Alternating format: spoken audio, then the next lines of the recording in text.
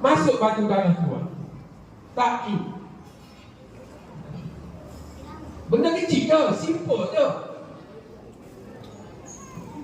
Tapi kalau berbanding dengan murid yang letak baju kat luar, nampak second.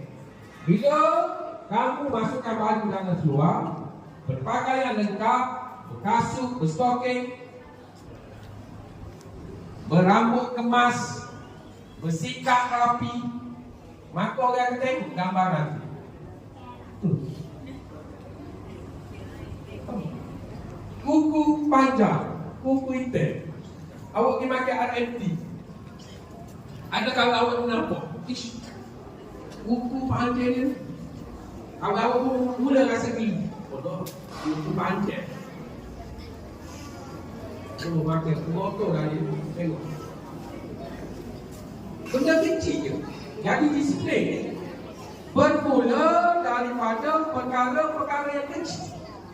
Bermula daripada perkara-perkara yang kecil. Jadi mula daripada mana?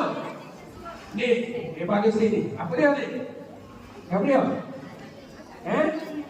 Hati.